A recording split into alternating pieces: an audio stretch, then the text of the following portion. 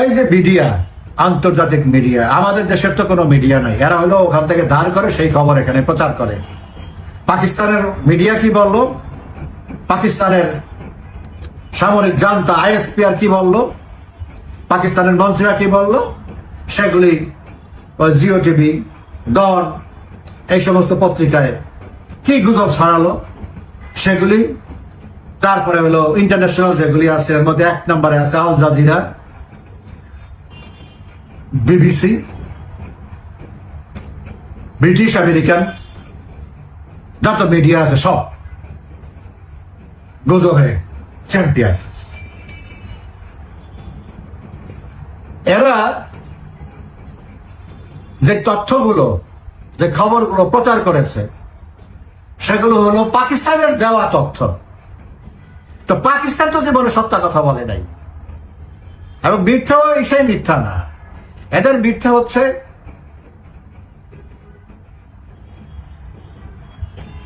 মানে একটা পার্সেন্টেজ থাকে যে 50% মিথ্যা অথবা 40% মিথ্যা, 30% মিথ্যা, এদের হলো 100% মিথ্যা।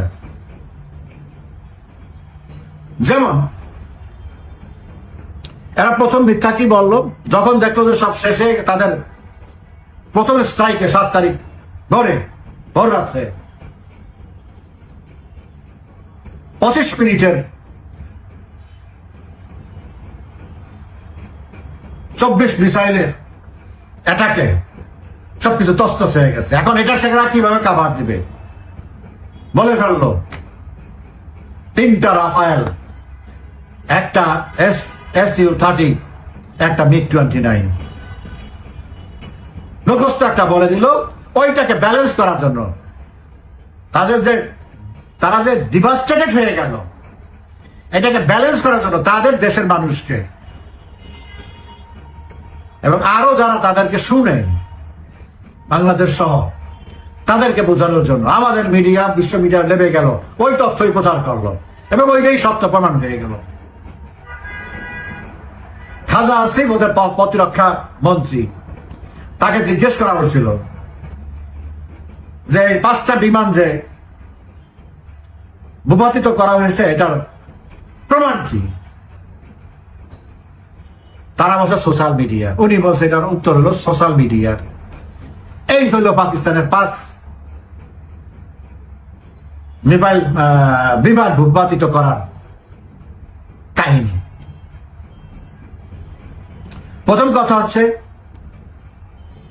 সাধারণ মানুষ যারা, তারা তো জানে না রাফায়েলের কি ক্যাপাসিটি, রাফায়েল কি পারে না, এবং পাকিস্তানের সেই সক্ষমতা আছে কিনা রাফায়েল,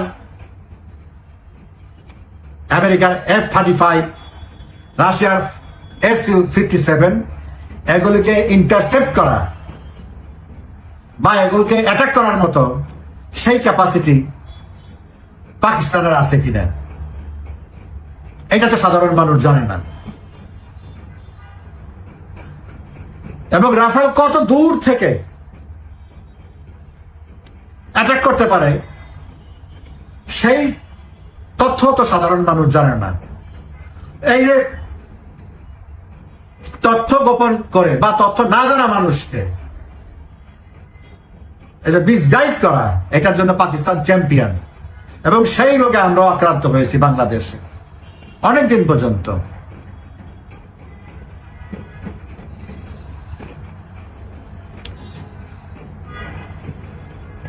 রাফায়েল যে হিট করা যায় না তেমন না, কিন্তু রাফায়েলকে হিট করার মতো যে মিসাইল বা ইলেকট্রনিক ওয়ারফেয়ার যেটা থাকার দরকার পাকিস্তানের কাছে, সেটা নাই। পাকিস্তান হলো এয়ার ডিফেন্স সিস্টেমে ভারতের কাছে অত্যন্ত দুর্বল, যেটা প্রথম স্ট্রাইকে প্রমাণ হয়ে গেছে। 24টা মিসাইল হিট করেছে, এবং পাকিস্তান এমন না যে এটা হঠাৎ করে কিছু হয়েছে, পাকিস্তান ভালো করেই জানে, এবং তারাও বলছে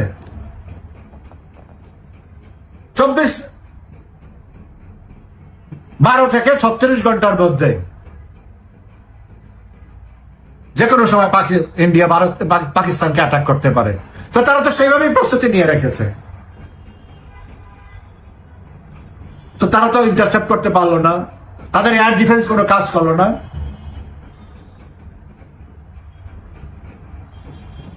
এবং আজকালকার যুগে সাংবাদিক লাগে না, কোটি কোটি মানুষ সাংবাদিকের কাজ করে, প্রত্যেকের হাতে মোবাইল আছে, সবাই ছবি তুলতে পারে। যে কোনো একটা বিমান ভূপাতিত হলে ছবিটার সাথে অন্তত একটা 10টা 20টা লোক, হাজার হাজার মানুষ দেখছে। যদি পরে থাকতো কেউ না কেউ ছবি তুলতো, বুঝতাম সাংবাদিকরা ছবি সারা দিবে না, রেস্ট্রিকশন থাকে। কিন্তু আপনি আম জনতাকে তো আপনি বন্ধ করতে পারবেন না, তারা ছবি তুলবেই, কোনো না কোনো ভাবে সোশ্যাল মিডিয়ায় চলে আসবে। Not a single instance, not a single evidence from social media, একটা ইমেজ রাফায়েলের বা কোনো কিছু দেখাইতে পারছে। তো মৃত্যুকের কথা কি বলবো, বলছে S-400 নাকি, এটা অবশ্য পাকিস্তানের সরকারের তরফ থেকে বলে নাই, এটা জিও নিউজের থেকে প্রচার করছে, সব সারা বিশ্বে এটাকে সংক্ষিপ্ত আকারে প্রচার কথা, অত বিগরাসলি এটা প্রচার করে নাই। কিন্তু আমাদের বাংলাদেশে বেশ জমজমাট S-400। Do the people know what is S-400? তার ক্যাপাসিটি, তার আত্মরক্ষা এবং তার আক্রমণের কি ক্যাপাসিটি? বলে যে আজকে আমার বলছে আমাদের কিছু কিছু বিকৃত মস্তিষ্কের, আগে সাংবাদিকতা করছে, এখন ইউটিউবিং করে। নরেন্দ্র মোদী গেছে একটা বর্ডারের কাছে, কাশ্মীর ওইদিকে একটা এয়ারবেস পরিদর্শনে দেখতে গেছে। স্বাভাবিক, যুদ্ধের সময় রাষ্ট্রপতি বা প্রধানমন্ত্রী, সরকার প্রধান যদি সামরিক বাহিনীর মধ্যে যায়, দেখা করে, তারা এনকারেজড হয়, ইন্সপায়ার্ড হয়। সেই ইন্সপিরেশন দেওয়ার জন্যে সরকারের দায়িত্ব যাওয়া দিয়েছে। এটাকে প্রচার করতেছে যে S-400 যেখানে, যেই বিমানবন্দর, যে বিমান ঘাটিতে ছিল, সেই বিমান সেখানে দেখতে গেছে। কত বড় স্টুপিড হলে, কত বড় মূর্খ হলে এই ধরনের কথা বলে। S-400 কখনো কোনো এয়ারবেসে সেট আপ করে না। আর এই কনফ্লিক্টে কোন বর্ডার এরিয়াতে S-400, এটা আমার ক্যালকুলেশন, প্রয়োজন নাই। আমি যতটুকু জানি এবং বুঝি যে S-400 যে তিনটা আছে, এটাকে একটা মুম্বাই আর বাকি দুইটা দিল্লি সহ ওই পুরো বেল্টটাকে, কারণ এই তিনটা ভার্টিক্যালি 1800 কিলোমিটার সেফ রাখতে পারে পাশে, এবং পুরো রেডিয়াসে 600 কিলোমিটার পর্যন্ত সে ডিটেক্ট করতে পারে। যদি কেউ এয়ারক্রাফট ওঠে বা কোনো মিসাইল জাস্ট ফ্লাই করলো, সাথে সাথে ডিটেক্ট করতে পারবে। এবং সে দেখবে যে আর কোন দিকে যাচ্ছে, তার রাডার সেটাকে দেখবে, দেখে 400 কিলোমিটারের মধ্যে আসলে সে ফায়ার করবে।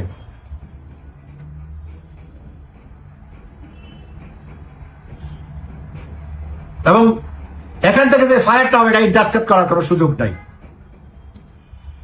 নির্ভুল। এটা হল রাশিয়ার বর্তমানে second best air defence system, যেটা এখন ওয়ার্ল্ডের বেস্ট। তারপরেও আছে রাশিয়ার কাছে S-500, যেটা এখন শুধু রাশিয়াতে বসাচ্ছে।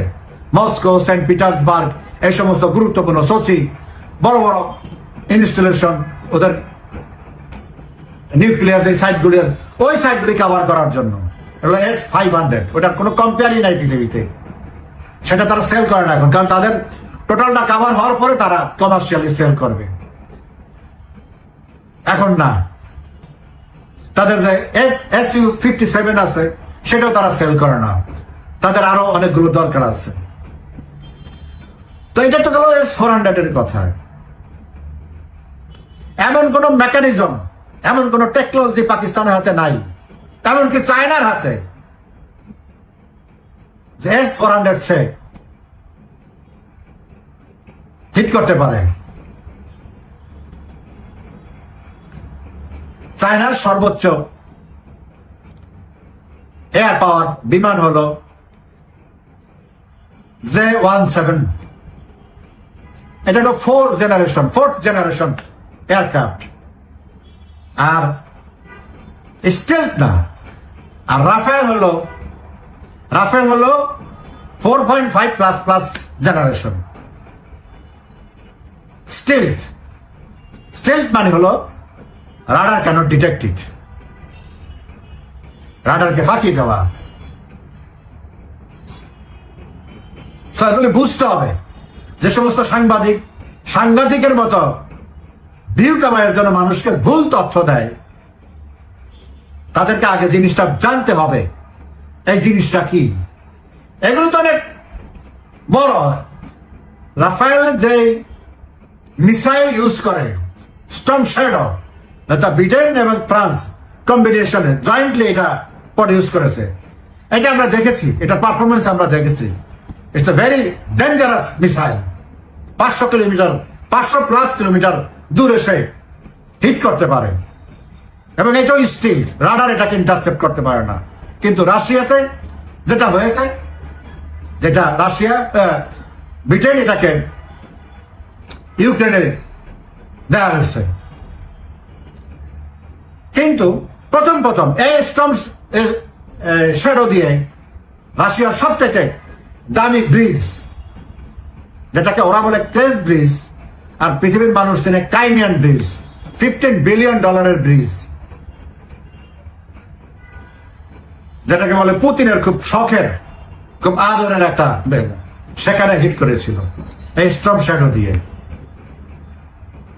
কারণ এটাকে ইন্টারসেপ্ট করতে হলে প্রথমে কি কি জিনিস লাগবে এটা রাশিয়া জানা ছিল না।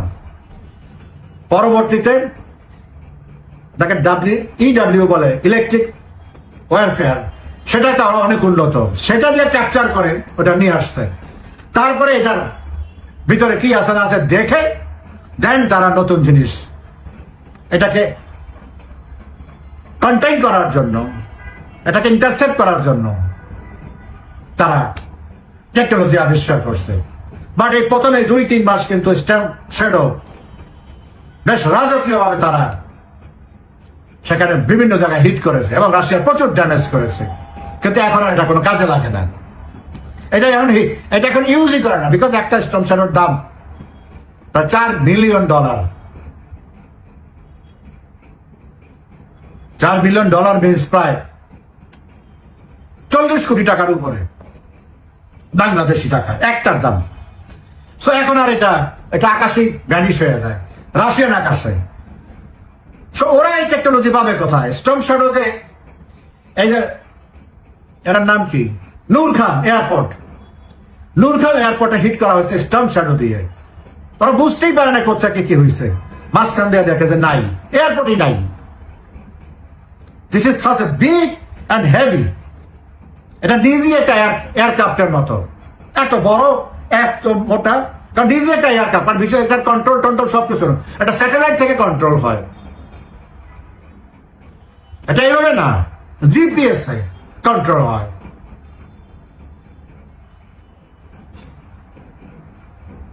সো একটা জিনিস বেড়ে দিলাম আর যাই ওখানে পড়লো, বিষয়টা এরকম না। এটা আকাশে এটা নিয়ন্ত্রণ হয়, এটা ম্যানুভারিং হয়। ডানে যাওয়ার বায়ো টার্ন নিতে পারে, উপরেও যেতে পারে, নিচেও যেতে পারে। স্যাটেলাইট মার্ক করে দেয় অমুক জায়গাটায়, ওখান থেকে দেখতেছে, ওইটা ওখান থেকে এখানে আসতেছে, এইটা সেখানে নির্ণয় করে সেখানে যাই হিট করতেছে।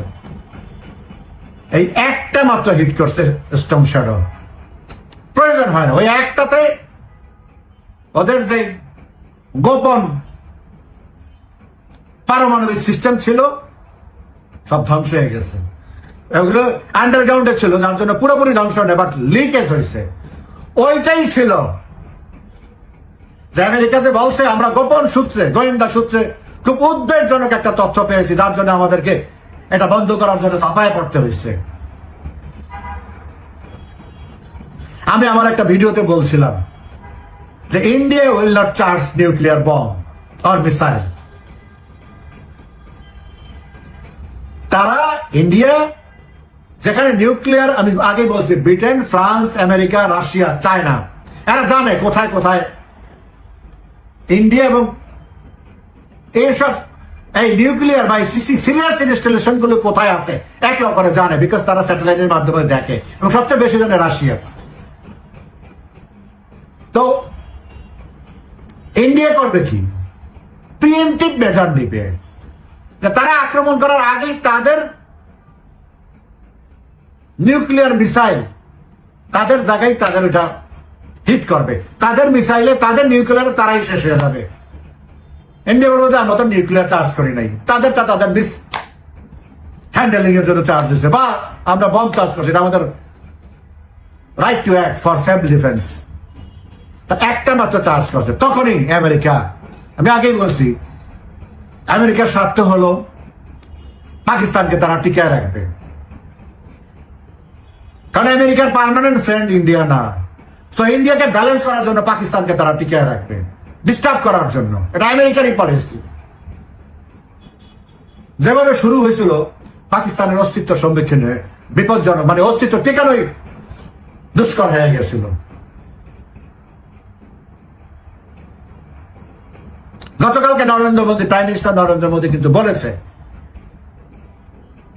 যে পাকিস্তান বাধ্য হয়ে ইন্ডিয়ার সাথে যোগাযোগ করেছে, প্লিজ স্টপ ইট। তারপরে আমেরিকাকে জানাইছে এই ঘটনা ঘটছে, এই হলো যুদ্ধবিরতি কাহিনী। কিন্তু যুদ্ধবিরতির চুক্তি কিন্তু ইন্ডিয়া করে নাই, বলছে ঠিক আছে স্থগিত। এবং গতকালকে নরেন্দ্র মোদীর বক্তব্য অত্যন্ত সিগনিফিকেন্ট, ভেরি বোল্ড। এখান থেকে যদি পাকিস্তান কিছু শিখে, এই সমস্ত গল্প গুজব পরিষ্কার বলছে নিউক্লিয়ার ব্ল্যাকমেইল আর চলবে না, কারণ ইন্ডিয়া বুঝাই দিছে তোমারটা তোমাকে আমি খাওয়াবো। আর এইসব বড় বড় টেকনোলজির কথা বাদ, এগুলো তো মডার্ন টেকনোলজি। ইন্ডিয়ার যে ব্রহ্মস আছে এইটাকে ইন্টারসেপ্ট করারই তো টেকনোলজি পাকিস্তানের নাই। আমাদের মূর্খদেরকে কে বুঝাবে? আবার বলে যে ব্রহ্মসের যে গুদাম সংরক্ষণাগার সেখানে নাকি হিট করছে। আরে ভাই, একটা ব্রহ্মস মিসাইল যদি একটা জায়গায় ব্লাস্ট হয়, অন্তত 1 কিলোমিটার রেডিয়াসের মধ্যে বিশাল একটা ক্ষতর সৃষ্টি হবে। সেখানে কোনো যদি সংরক্ষণাগার থাকে বা গুদাম থাকে, সেখানে তো একটা রাখে না, নিশ্চয়ই সেখানে 4টা 5টা রাখে বা 10টা রাখে। তো ওই রকম জায়গা যদি হইতো, এটা তো একটা বিশ্বব্যাপী আলোড়ন সৃষ্টি হয়ে যেত। একটা পাওয়ারফুল মিসাইল হিট করলে বা ব্লাস্ট হলে সেটার এক্সপোজারটা কি হয়? এটা তো রাশিয়াতে যুদ্ধ চলতেছে, ইসরায়েল প্রতিদিন বাড়তেছে, দেখতেছে তার ফ্লেয়ারটা কি হয়, তার ফ্লিউমটা কত হাই হয়। এরকম কোন ছবি কেউ আবিষ্কার করতে পারছে? এরা আছে ওই মাসি পাঠায় ড্রোন, এগুলি তো ওই রাশিয়ার 60 সালে বানানোর অ্যান্টি এয়ারক্রাফট গান, ওগুলি দিয়ে পরিষ্কার করা যায়। মিনিটে 4000 গুলি বের হয় এক একটার থেকে, সেগুলি দিয়েই পরিষ্কার। কোনো বড় কোনো টেকনোলজি। আর এইসব ড্রোন ফোন ফালানোর জন্য ইন্ডিয়ার S-400 তো প্রশ্নই আসে না। রাশিয়ার যে আরেকটা আছে খুব ক্ষমতাধর এয়ার ডিফেন্স সিস্টেম পাঞ্চি, সেটাই তো ব্যবহার করার দরকার নাই। ইন্ডিয়ান ওন টেকনোলজিতে যেগুলি করা আছে ছোটখাটোগুলি মোর দ্যান এনাফ। সো যেসব, এটা বলার উদ্দেশ্য হলো যারা এই গুজবে কান দিয়ে ফুর্তি করে, আনন্দ করে, তাদের ভাগ্য ভালো। যেহেতু পাকিস্তানের এতে তারা আনন্দ করে, তাহলে পাকিস্তানের দুঃখেও তারা অস্ত্র বিসর্জন দিত। ভাগ্য ভালো, সেই সুযোগটা ইন্ডিয়া পায় নাই। যাই হোক, এগুলো নিয়ে ঘন্টার পর ঘন্টা আলোচনা করা যায়। আমার ব্যক্তিগত অভিজ্ঞতা থেকে বলা, আমি আরো অনেক, এগুলো তো পুরা রাশিয়ার যে অত্যাধুনিক যে যুদ্ধটা হলো এখন এই ইউক্রেনে, টোটাল জিনিসটা তো আমার চোখের সামনে, আমার মাথার মধ্যে আমি ভিজুয়ালাইজ করতে পারি কোন টেকনোলজি, কোন ইকুইপমেন্ট, কিভাবে, কখন, কিভাবে কিভাবে কিভাবে কি করতে পারে। সেটা AK-47 থেকে শুরু করে S-500 পর্যন্ত আরো যে সমস্ত টেকনোলজি বের হয়েছে, অনেক কিছু, এগুলি নিয়ে ঘন্টার পর ঘন্টা, দিনের পর কথা বলা যাবে। তো যাই হোক, আমি বলবো যে গুজবে কান দিবেন না। Do not underestimate India.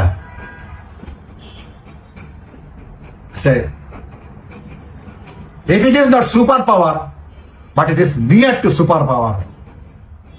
So এটা নিয়ে এসব গল্প গুজব করে খুশি হয়ে ভ্রান্ত তথ্য দিয়ে মানুষকে আরো মাথা নষ্ট করে নিজেদের বালখিল্যতা, নিজেদের কি বলে মূর্খতা আর প্রচার না করাই ভালো। এটা বললাম আমি, যে সমস্ত লোকজন ইউটিউব, ফেসবুকে এই সমস্ত আগ্রম বাগ্রম জিনিসপত্র প্রচার করে তাদের জন্য। শেষ কথায়,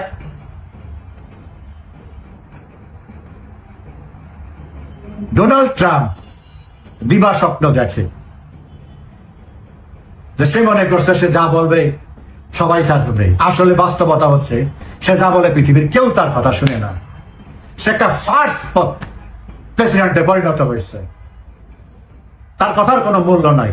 ট্যারিফ থেকে শুরু করে চায়না পাত্তাই দিল না, তার ডান হাত ইউরোপিয়ান ইউনিয়ন পাত্তাই দিল না। আমার সাথে সাথে বৈশ আবার সব ট্যাক্স প্রত্যাহার করে, 90 দিন সবাই নেয়, এই সমস্ত আগ্রম বাগ্রম।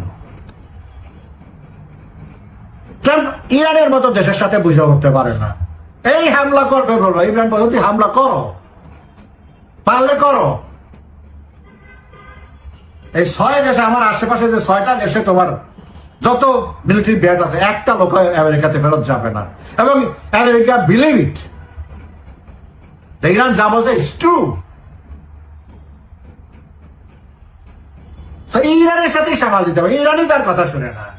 ফার্স্ট একদম যা মুখে আছে তা বলে ফেলে, পরক্ষণে আবার আরেকটা বলে, তো তার কথার কোনো মূল্য নাই এখন। সেই ইলেকশনের আগে বলছে 24 ঘন্টায় ইউক্রেন যুদ্ধ বন্ধ করবে, কোনোদিনও পারবে না। সে তো পুতিনটা চিনতেই পারে না পুতিন কি জিনিস। পুতিন এখন তার নিয়ে খেলে। পুতিনের কথা হলো, আমি ওকে সুযোগ দিলাম, ঠিক আছে তুমি নেগোসিয়েট করো, আমি রাজি আছি, কোনো সমস্যা নাই। কিন্তু পুতিন জানে it is impossible for Trump, এবং নেগোসিয়েশন সিজফায়ার করতে হলে পুতিনের টার্মসে করতে হবে, not by the precondition of Zelensky or Donald Trump or Starmer or Macron. কারণ ট্রাম্প নিজেই বলছে পুতিনকে এখন না থামালে পুতিন পুরো ইউক্রেন নিয়ে যাবে। তার মানে কি, তারা জানে পুতিনের পাওয়ারটা, মিলিটারি পাওয়ারটা। তো পুতিন কেন তার সাথে নেগোসিয়েট করতে যাবে? এখন চাইছে সে, তাকে ব্যর্থ প্রমাণ করার জন্য পুতিন তাকে সুযোগ দিছে। এবং কিছুদিন পর পরই বলে আমরা এই নেগোসিয়েশন থেকে বেরিয়ে যাবো আমার কথা না শুনলে। তো তার ধমক শুনে জেলেনস্কি, তার পুতিনকে ধমক দিতে পারে না। তো পুতিন তাকে একটা খেলো বানিয়ে ছেড়ে দিবে, এবং অলরেডি খেলো হয়ে গেছে। ইন্ডিয়ার সাথে এই মাতবরি করতে আসলেও ডোনাল্ড ট্রাম্প খেলো হয়ে যাবে। কারণ ইন্ডিয়া এখন পর্যন্ত হিস্ট্রিতে নাই কোনোদিন কারোর ডিকটেশনে ইন্ডিয়া কোনো কাজ করেছে। ইন্ডিয়া সুযোগ দিল, ঠিক আছে। পাকিস্তানের দর্শক তোমরা বলতেছো আবার যা করার আমি করে ফেলছি, তোমাদের কথা শুনলাম। কিন্তু নরেন্দ্র মোদী তার বক্তব্যে একবারও ট্রাম্পের নাম নেয় নাই, যেটা তাদের রিকোয়েস্টে আমরা করছি, প্রশ্নই আসে না। এটা বেসিক্যালি পাকিস্তানের রিকোয়েস্টে করা হয়েছে, এবং সেইটাই সে বারবার বলছে that they requested us and we accepted it. So media, western media ইন্ডিয়ার এগেইনস্টে, বিশেষ করে বিবিসির কারণে। বিবিসি ইন্ডিয়া সম্পর্কে উল্টাপাল্টা নিউজ করাতে ইন্ডিয়ার সরকার তার উপরে কিছু ব্যবস্থা নিছে। তো BBC link to it US media BBC linked with his own London media. তো তারা একটা নেক্সাস আছে। এই সিন্ডিকেটটা এখন বিভিন্নভাবে প্রচার প্রচারণা করে ইন্ডিয়াকে কতটুকু আন্ডারমাইন করা যায়।